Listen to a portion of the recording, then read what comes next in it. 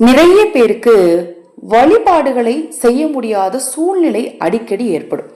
நான் கரெக்டாக அமாவாசைக்கு சாமி கும்பிடலான்னு நினச்சேங்க, மாத விளக்காயிட்டேன். பௌர்ணமிக்கு கரெக்டாக கோயிலுக்கு போகணும்னு நினச்சேன். அன்னைக்கு பார்த்து எங்கள் வீட்டில் ஒருத்தருக்கு உடம்பு சரியில்லை. இதை மாதிரி ஏதாவது ஒரு தடை வந்துக்கிட்டே இருக்கும். இப்படி அடிக்கடி வழிபாடுகளையே என்னால் சரியாக செய்ய முடியல அப்படிங்கிறவங்களும், எந்த விஷயத்துக்கும் ஒரு நல்ல முடிவெடுக்க முடியல, ஒரு தீர்வே இல்லாத பிரச்சனைகள் எனக்கு நிறையா இருக்குது அப்படிங்கிறவங்களும் இந்த 3ஆம் பிறை தரிசனனால தவற விடாதீங்க. அது மாதிரி மன ரீதியான குழப்பங்கள் தீர்வதற்கும் பொருளாதார ரீதியான குழப்பங்கள் தீர்வதற்கும் இந்த 3ஆம் பிறை தரிசன நாளில் ரொம்ப ரொம்ப எளிமையான விஷயங்களை மட்டுமாவது நம்பிக்கையோடு செய்யுங்க. எதை செஞ்சாலும் நம்பிக்கை ரொம்ப அவசியங்க.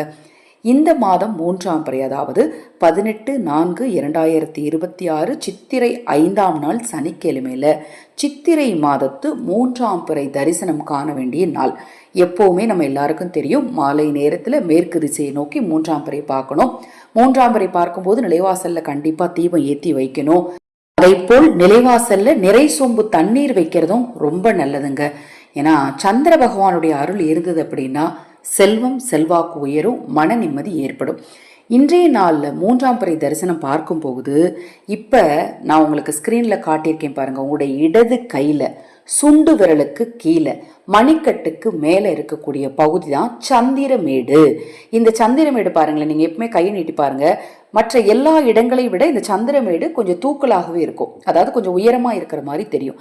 சந்திரமேடு எப்பவுமே நல்லா உயரமான இடத்துல இருக்கக்கூடிய ஒரு மேடு நம்ம கையில். அந்த இடத்துல நாம் இந்த பிறையை வரையணும். இந்த பிறை, அதாவது மொத்தத்தில் இந்த நிறைய சிகில்ஸ் இருக்குது, அதில் இந்த பிறையும் ஒரு முக்கியமான சிகிலாக கருதப்படுது. இந்த பிறையை இந்த சந்திர மேட்டில் வரைஞ்சிட்டு உங்கள் 2 கைகளையும் கூப்பி, அதாவது இடது கையோட சந்திரமேடு வலது கையோட சந்திரமேடில் படணும். படுற மாதிரி 2 கையையும் கூப்பி 3ஆம் பிறை பார்த்து உங்களுடைய வேண்டுதல் என்னவோ, உங்களுடைய தேவை என்னவோ அதை மனதார வேண்டிக்கோங்க.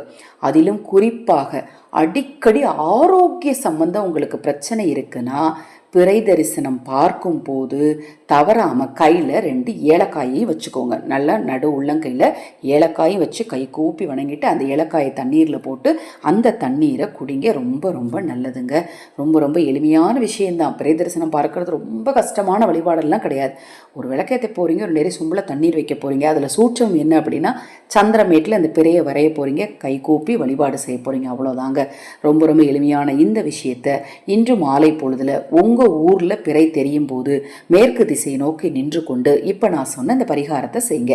நம்ம சேனலில் நான் போடக்கூடிய பதிவுகள் உங்களுக்கு என்ன சந்தேகம் இருந்தாலும் சரி, அக்ஷய பாத்திரம் உணவளிக்கும் திட்டத்தின் மூலம் அக்ஷய திருதியை நாளில் ஆதரவற்றவர்களுக்கு உணவளிக்க விரும்பினாலும், உங்கள் தனிப்பட்ட பிரச்சனைகள் எதுவாக இருந்தாலும் சரி, அந்த பிரச்சனைகளுக்கு ஏற்ற முறையான பரிகாரங்கள் செய்து கொள்ள விரும்பினாலும் 9366922042 இந்த வாட்ஸ்அப் எண்ணிற்கு தொடர்பு கொள்ளுங்க. ஹரஹர சங்கர ஜெய ஜெயசங்கர. மகாபெரிவா திருவடி பாதம் சரணம் சரணம்.